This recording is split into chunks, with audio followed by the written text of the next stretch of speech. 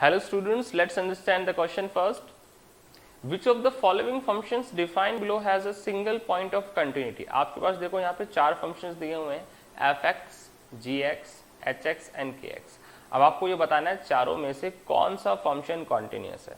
अब जब हम कॉन्टिन्यूटी की बात करें तो यहाँ पर हम एक चीज क्लियर कर लेते हैं. जब भी हम किसी फंक्शन की कॉन्टिन्यूटी की बात करते हैं यानी हमें ये चेक करना है कि वो दिया गया जो फंक्शन है वो फंक्शन कॉन्टिन्यूस है या नहीं है. तो कॉन्टिन्यूटी चेक करने के लिए हम क्या चेक करते हैं कि जो RHL की वैल्यू आ रही है that is equals to LHL और नॉट, मतलब राइट हैंड लिमिट की जो वैल्यू है वो लेफ्ट हैंड लिमिट की वैल्यू के इक्वल है या नहीं है. First thing. सेकेंडली हम ये और चेक करते हैं कि उसके अंदर जो वैल्यू ऑफ फंक्शन जो निकल रही है, वैल्यू ऑफ फंक्शन जो हम लोग कैलकुलेट कर रहे हैं तो वो वैल्यू ऑफ फंक्शन भी सेम आ रहा है या नहीं आ रहा. तो इस तरह से हमें एक फंक्शन की कॉन्टिन्यूटी चेक करने में तीन तरह को चेक करना पड़ता है. दैट इज एक RHL हमारी जो लिमिट है वो, LHL जो लिमिट है वो, और वैल्यू ऑफ फंक्शन. ये तीनों की तीनों चीज क्या आनी चाहिए, हमारी इक्वल आनी चाहिए. अगर ऐसा होता है तो दैट मीन्स वो फंक्शन कॉन्टिन्यूअस होगा. अब देखिए फंक्शंस की बात करते हैं. सबसे पहले fx की बात करते हैं. तो fx इक्वल्स टू में 1 and 0 if x belongs to q और x does not belongs to q. अब देखिए यहाँ पर अगर इन दोनों में से एक भी मिसिंग नंबर होता, मिसिंग वेरिएबल होता, तब हम जरूर इसको चेक कर सकते थे.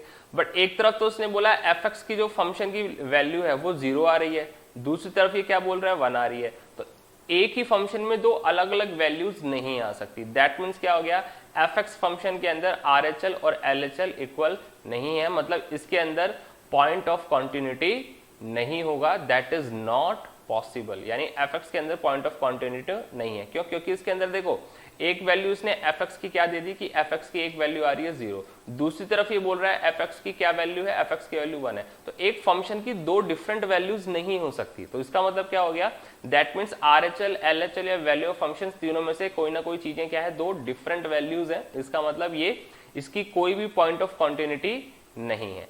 सेकंड की बात करते हैं फंक्शन gx की. तो gx में हमारे पास दो वैल्यूज हैं, राइट. सो gx में हमारे पास दो वैल्यूज हैं, एक तो है हमारे पास x और एक है हमारे पास x माइनस 1. तो अब gx के अंदर हम अगर बात करें कि इसमें पॉइंट ऑफ कॉन्टिन्यूटी हमारे पास क्या हो सकता है. अब अगर आप देखें, अगर मैं x की जगह 1 पुट करता हूं तो यहाँ 1 पुट करूंगा तो 1 माइनस 1 0 हो गया, तो ये तो अनइक्वल हो गया. बट अगर यहाँ 0 पुट करता हूं तो यहाँ 0 माइनस 1 माइनस 1 हो गया, ये भी इक्वल नहीं है.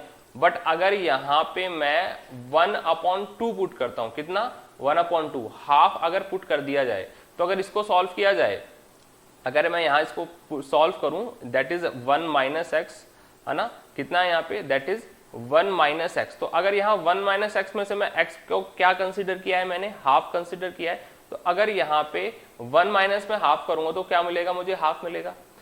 इन दो कंडीशंस के अलावा कोई ऐसा नंबर दिख रहा है जिसको सॉल्व करने पर वैल्यू सेम आ रही है, नहीं आ रही. दैट मीन्स अगर यहाँ पर मैंने 1 किया तो ये 1 माइनस 1 0, तो 0 और 1 ये तो अलग अलग वैल्यूज हो गई ना. इसका मतलब क्या है कि इसका जो पॉइंट ऑफ कॉन्टिन्यूटी जिसकी ये बात कर रहा है दैट विल बी 1/2. मतलब ये 1/2 पे जो gx फंक्शन है ये क्या रहेगा, कॉन्टिन्यूअस रहेगा. मतलब इस फंक्शन का एक पॉइंट ऑफ कॉन्टिन्यू डेफिनेटली हो सकता है, राइट. hx की बात करते हैं कि यहाँ पर एक वैल्यू आपको x दी हुई है, सेकंड 0 दिया हुआ है. तो देखिए hx में इसने ऑलरेडी खुद ही क्लियर कर दिया है कि यहाँ पर आपके पास जो पॉइंट ऑफ कॉन्टिन्यूटी का वैल्यू है वो क्या होने वाला है. इसने बोला यहाँ पर x और यहाँ 0 है, यानी ऑब्वियसली इसका जो प्लेस है वो तो फिक्स हो गया. अब यहाँ पर भी क्या आ सकता है, अगर मैं इसकी वैल्यू x बराबर, यहाँ तो हमने क्या निकाल लिया 1/2 पे निकाल लिया. अब यहाँ पर क्या है, अगर मैं x बराबर 0 पे कॉन्टिन्यूटी चेक करूंगा तभी ये पॉसिबल है कि दोनों की वैल्यू 0 हो. उसके अलावा अदर कोई वैल्यू नहीं है जिनके बेसिस पे हम इसको चेक कर सकते हैं. यानी थर्ड वाले में पॉइंट ऑफ कॉन्टिन्यूटी क्या हो जाएगी, हमारी x बराबर 0 हो जाएगी, जिसमें RHL और LHL 0 निकलेंगे, राइट. दैट मीन्स कि इसका भी एक पॉइंट ऑफ कॉन्टिन्यूटी निकल सकता है and that will be x equals to 0. Next बात करते हैं d kx की. तो यहाँ पर x और यहाँ माइनस x है. तो अगर आप देखो, अगर मैं इस kx जो मुझे जो फंक्शन दिया हुआ है, इस kx फंक्शन के अंदर अगर मैं बात करता हूँ, ये x है और ये माइनस x है. अब यहाँ पर अगर देखो, अगर मैं 1 भी पुट करता हूँ तो 1 और वहां पर क्या आ जाएगा, -1 आ जाएगा. That is not equal, right. तो यहाँ पर ऐसा कोई नंबर नहीं है जो उसके अपोजिट के इक्वल हो. मतलब एक पॉजिटिव नंबर एक नेगेटिव वैल्यू के इक्वल तो हो ही नहीं सकता ना. दैट इज नॉट पॉसिबल, ये तो पॉसिबल ही नहीं है. तो यहाँ पर हमारे पास एक ही नंबर बचता है जो नेगेटिव और पॉजिटिव हो, कोई फर्क नहीं पड़ता, हमेशा इक्वल होता है, एंड दैट विल बी कब पॉसिबल है, that will be possible only when x will take equals to में 0, मतलब अगर x की वैल्यू हम 0 कंसीडर करें तभी हम कह सकते हैं -0 इक्वल्स टू में 0, क्योंकि 0 का मतलब 0 ही होता है। तो यहाँ पर RHL और LHL क्या आ सकता है, इक्वल आ सकता है।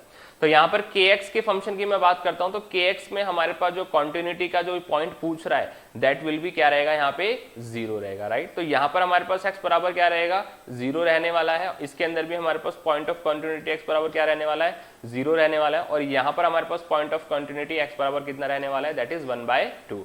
फर्स्ट वाले में पॉइंट ऑफ कॉन्टिन्यूटी होगा नहीं, क्योंकि यहाँ पे दो डिफरेंट वैल्यूज हैं और एक सेम फंक्शन दो डिफरेंट वैल्यू कंटेन नहीं कर सकता। Okay, so that means in तीन में हमारे पास पॉइंट ऑफ कॉन्टिन्यूटी है, फर्स्ट वाले में पॉइंट ऑफ कॉन्टिन्यूटी नहीं है। आई होप आपको ये क्वेश्चन समझ में आया होगा। Thank you so much.